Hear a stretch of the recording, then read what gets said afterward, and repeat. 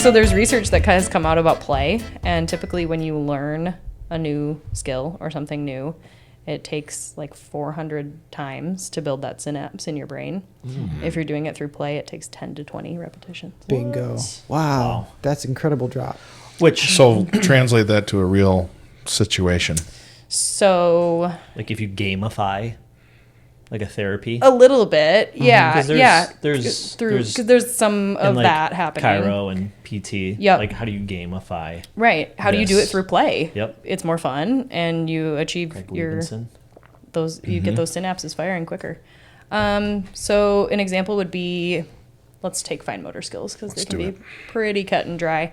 So if I want a kid to build up their hand strength, and they're like, no, I don't want to sit there and use these tongs. Okay, great. Let's do I'm going to put a game over here. We're going to do some bear walks, getting some weight bearing through our hands to build up those muscles all the way there. And then you have to try to use that precision and that grasp to pull something out. You know, let's say it's a pop the bunny kind of game. You got to pull that carrot out, and then I'm going to have you come over here and put it in this tiny little hole in the container. So for some of those precision. So, but to the kid, they look at it and go, I'm playing a game. Absolutely. You know, or Play-Doh. Play-Doh's fun. Oh. Play-Doh builds hand strength. It does. You get So two to in like one. play Yeah. to take, it's gonna take 10 times just got less the that. effort. Yeah. Like gamifying it like that. Right. Then if they were to have them just do like a a constant repetition whatever. or a hand exercise or yeah. something like That's that. why CrossFit is so popular. Oh, Well, I wonder. the Maybe. gamification of it too is more body holistic. Right. You're doing bear crawls.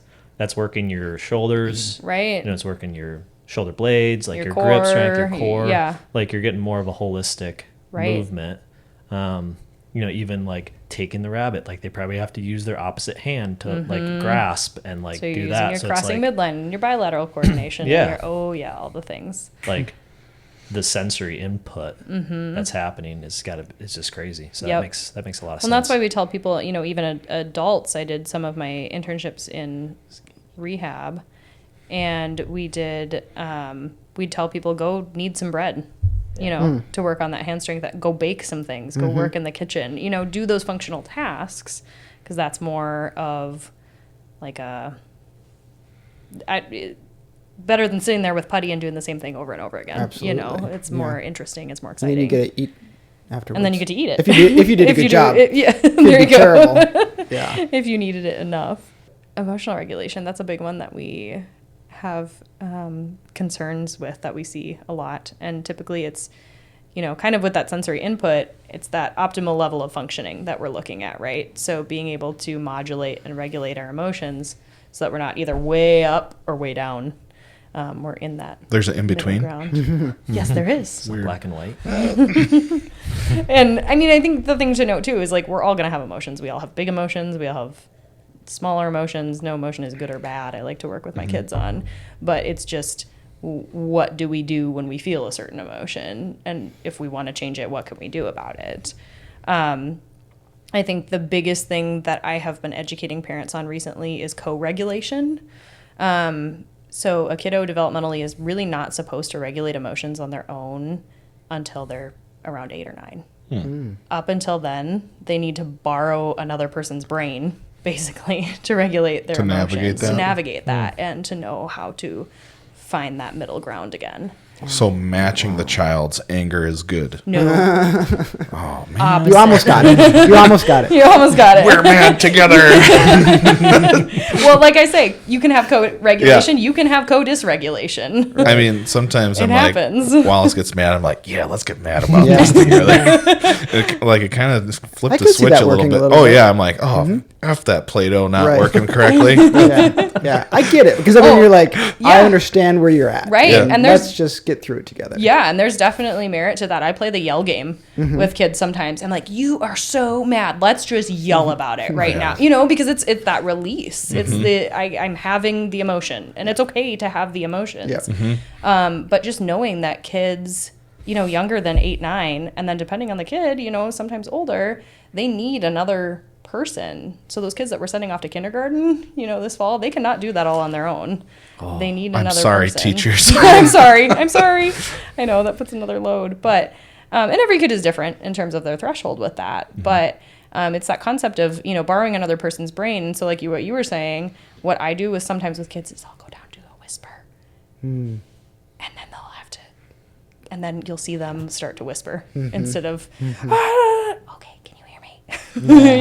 Or why are you whispering? Sometimes it just like switches that brain trick a little bit to get you off of it. And then it's that concept of us being the calm so they can come down to meet us. Right. Which is really hard. So much easier said than done. What if you can't find the calm? Then you model coping skills. I find another helper. Then you go blame your parent. Yeah. Because that's their fault. Text my father. Yeah. Yeah. No, that's when I start doing deep breaths. Partially for me, partially to model it. Because I'm like, I need these deep breaths too. And so do you. Yeah. Totally. Yeah. It's a big one.